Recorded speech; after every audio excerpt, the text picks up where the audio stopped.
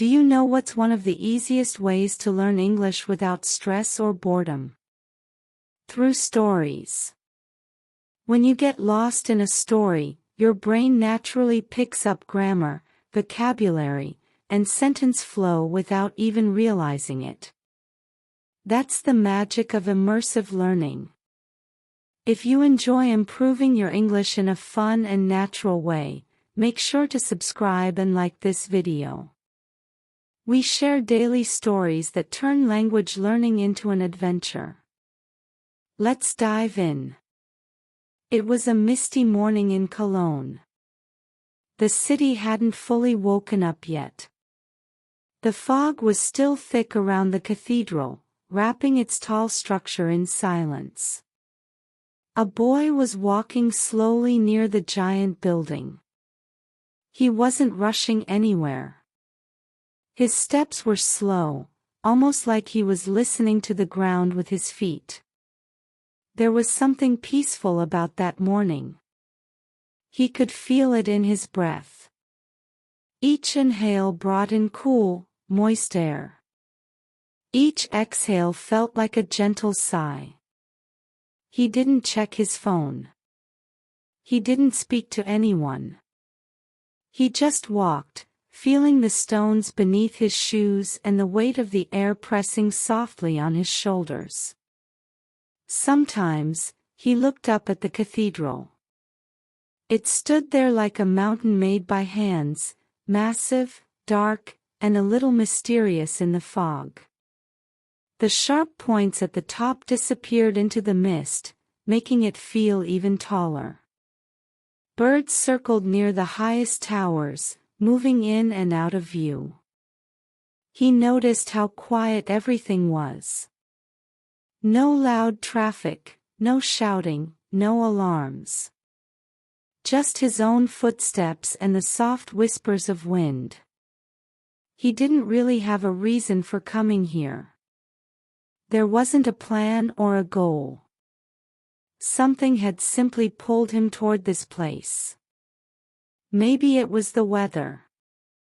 Maybe it was something inside him that needed stillness. Whatever it was, it felt right. A gentle breeze pushed through the square. It moved slowly, like a curtain being drawn back. It didn't feel cold, just fresh. He closed his eyes for a moment, letting the wind touch his face. His ears caught the faint sound of a bicycle chain turning in the distance, and then nothing again. It was a kind of silence he hadn't known he missed. He kept walking, circling the cathedral with no urgency. Each turn revealed a different view of the building. One side had carvings of angels and animals. Another was covered in shadows, where the sun hadn't yet broken through. The statues looked older than time. Their faces were worn but calm. He thought about how many people had stood in that same place over the centuries, travelers, artists, thinkers, and ordinary souls, each of them probably feeling something similar to what he was feeling now. He paused near one of the outer walls. There was a small bench, wet with dew. He didn't sit. Instead, he ran his fingers across the surface, feeling the moisture collect on his skin. Then he put his hand in his jacket pocket and kept moving. His path was simple, but his mind wandered. He remembered a photo he once saw, the same cathedral, but in sunlight, with blue skies and tourists filling the square. Today was different. There was no color, no chatter, just shades of gray and silence. Yet somehow, it felt more alive. He reached a corner where a group of small trees stood. Their branches were bare but strong. He looked up through them, seeing only fog and the hint of the tower behind. He liked the way the trees didn't try to be anything other than what they were. Just standing there. Existing. He took another deep breath. The air filled his lungs slowly, deeply. He felt grounded, like the air itself was connecting him to the place. There were no signs telling him where to go. No schedules or deadlines. Just this moment, a boy, a foggy city, and a cathedral watching over everything. He turned left around the cathedral's edge and found himself walking along a narrow path paved with old stones. The stones were uneven, each one shaped slightly differently, like pieces of a puzzle made over centuries. His steps echoed more here. The sound bounced off the thick walls beside him, creating soft rhythms that followed him as he moved. He passed a heavy wooden door, thick, dark, and covered in iron hinges that looked older than any house he had ever seen. For a moment, he imagined what it might be like to open that door and step inside. He wondered how quiet it would be in there, how the light might shine through stained glass windows in colors he couldn't even imagine from out here. But he didn't go inside. He just stood there, hand brushing the cool wood, and then kept walking. The fog hadn't lifted. If anything, it felt thicker now.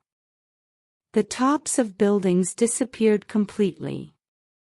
Street lamps were still on, glowing pale yellow through the mist, even though the morning should have already pushed them into rest. Everything was soft. There were no sharp lines. It felt like the whole city had been dipped in water and wrapped in a thin layer of cotton. He stepped away from the cathedral and followed a narrow side street. The path led toward the river. He knew the Rhine flowed nearby. He had seen it the day before from a bridge, wide, strong, slow. Today, he couldn't even see the other side. The water blended with the air, like the world ended just past the edge of the riverbank. As he reached the walkway near the water, he leaned against a metal railing and looked out. The fog rolled over the river's surface in smooth waves. There was no boat, no duck, no splash. Just the soft hiss of wind and the distant hum of the city, muffled by distance and air. He stayed like that for a while, just watching nothing, and letting that nothing fill him. Behind him, the cathedral still stood, invisible now but present. He could feel its weight even without seeing it. It was like a memory pressing gently against his back, reminding him of its shape and history. The boy wasn't thinking about history books or dates or famous names. He was just thinking about presence, how some places seem to hold time instead of moving through it. He turned and walked back slowly. The street curved a little, and he noticed things he hadn't seen earlier. A narrow window high on a wall. A group of pigeons huddled together under an archway. A bike chained to a post, covered in dew, with droplets on its seat like tiny glass beads. He touched one, and it rolled onto his finger like a gift. Further down the street, he passed a bakery. The window was fogged from the inside, and a small bell jingled as someone exited, holding a paper bag. The smell of warm bread crept out into the air, mixing with the mist. For a moment, he considered going in, but then he chose not to. He didn't want anything to break the silence he had found. Even the smell felt like it was pulling him away from the calm. He continued walking, circling back toward the square in front of the cathedral. The area was still mostly empty. A man in a long coat walked by, head down, hands in pockets. A woman crossed from one side to another, her scarf moving with the breeze. No one spoke. No one made eye contact. It was as if everyone was part of the same quiet agreement, to keep the morning untouched. The boy reached the steps leading up to the cathedral's entrance. He stood at the bottom and looked up, but all he could see was the lower part of the building. The rest was lost in cloud. He placed one foot on the first step, but didn't climb. There was no need. The experience was already complete. He took a few steps back and stood in the center of the square. Around him, the fog had softened every edge, turned stone into smoke. The city had become a painting, still wet and blending.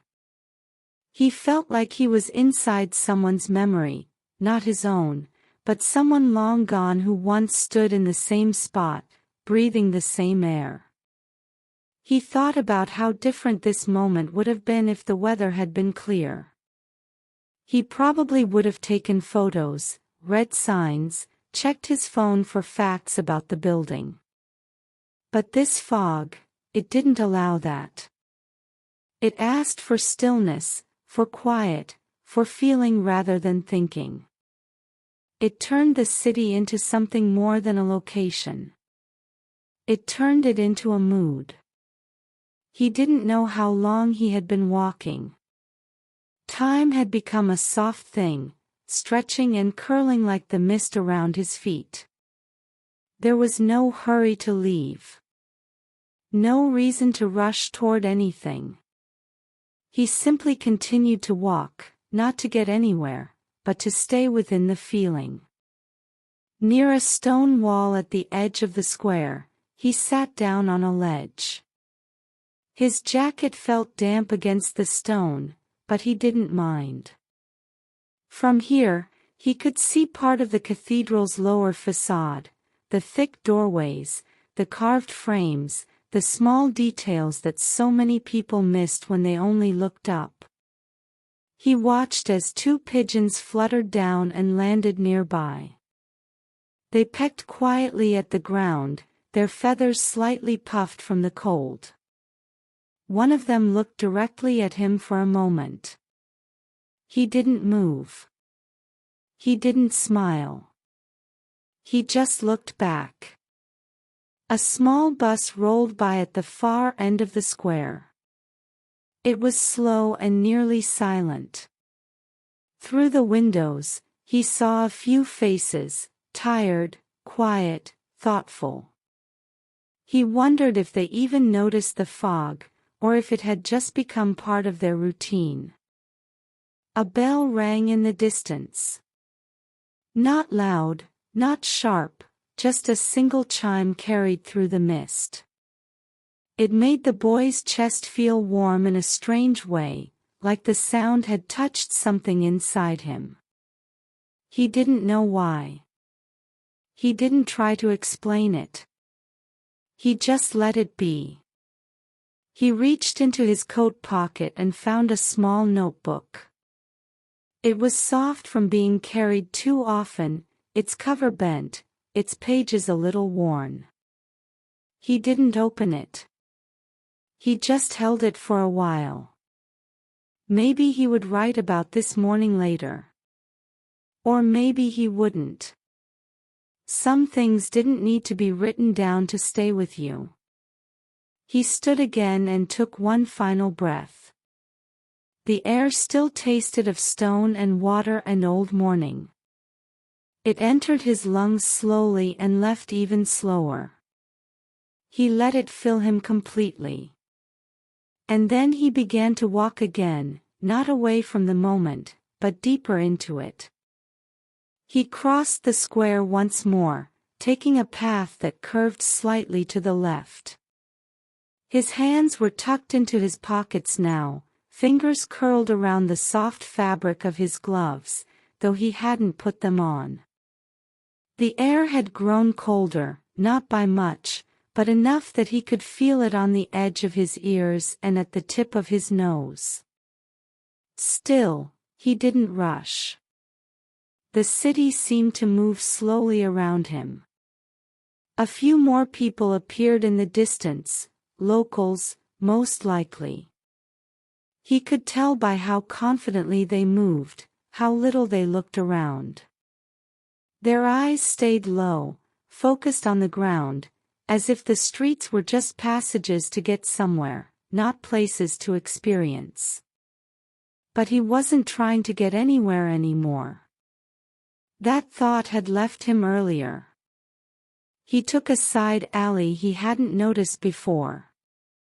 It was narrow, barely wide enough for a car, though no vehicle had passed through it for a long time.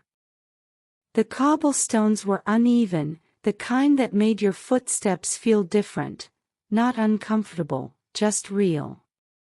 Above him, laundry lines stretched from one building to another, though most were empty now, gently swaying in the fog.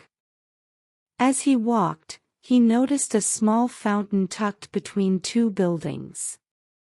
It wasn't running. The water inside was still and slightly green from age, but something about it felt beautiful. The stone around its edges had been smoothed by years of touch and weather. A few coins rested at the bottom, wishes left behind. He didn't have a coin in his pocket, but he paused anyway, letting his thoughts drop quietly into the silence, like invisible wishes of his own. The alley opened into a tiny square, not marked on any map, he guessed. There was a bench on one side, made of wood and iron. One of the wooden slats was broken. A cat sat curled at one end, watching him with eyes half closed. It didn't move when he approached. It didn't need to. This was its place, and he was only a visitor. He didn't sit. Instead, he walked the edge of the square slowly, noticing every small thing, a crack in the wall shaped like a river, a forgotten newspaper folded on a windowsill, a pair of worn boots by a door. There was no sound except the soft coo of a pigeon somewhere above and the constant hush of air. He kept walking. Back through another narrow street. Past a small flower shop where the shutters were still down but the smell of soil crept out through the cracks. Past an open window where someone was playing a piano, not a song he recognized, but something slow and rich and slightly sad. He paused beneath the window, letting the notes fall around him like rain.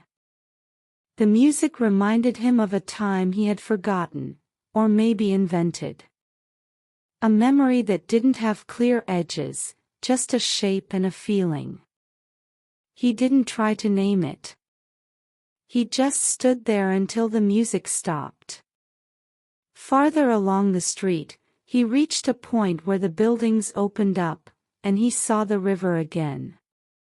It was still wrapped in fog, though it had shifted now, not as thick, more like mist than cloud. He stepped up to the railing once more. This time, he could see the silhouette of the bridge in the distance, a faint arc stretching over the water like the idea of a bridge rather than the real thing.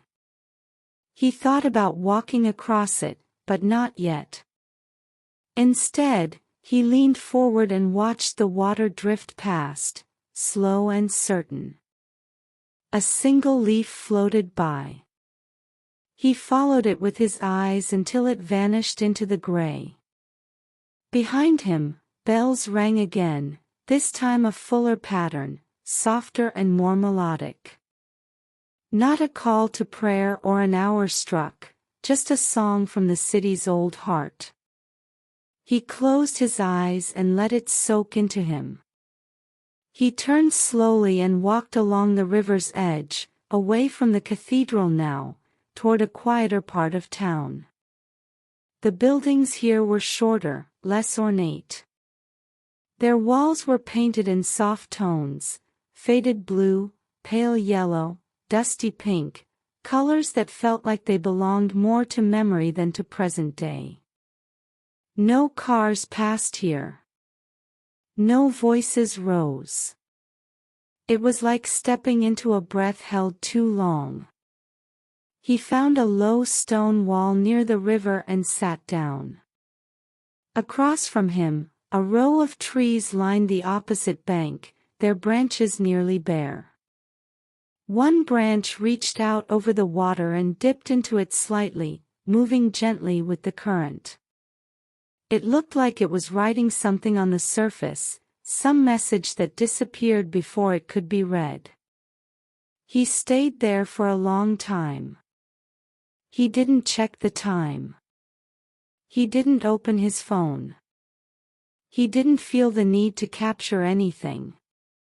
This wasn't a moment to save. It was a moment to live, fully and quietly, like an exhale after holding your breath for too long.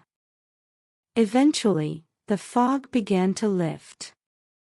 Not completely, just enough that light started to change.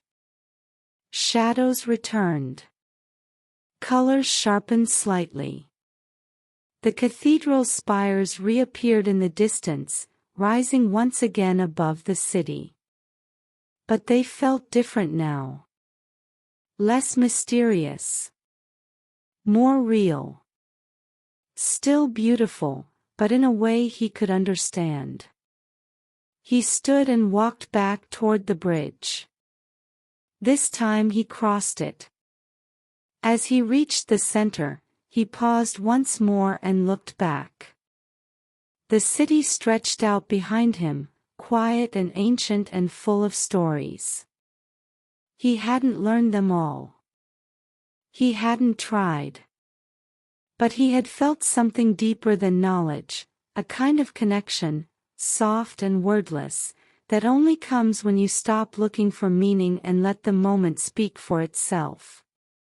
He smiled, just a little, and whispered something to the wind, not in words, but in feeling. Then he crossed the bridge, and kept walking. You made it to the end. And now it's your turn.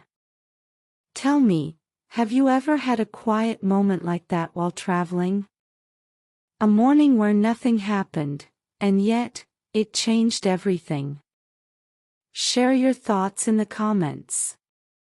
And if you want more stories like this, calm, rich, full of English you can feel, don't forget to follow and stay close. This journey's just getting started.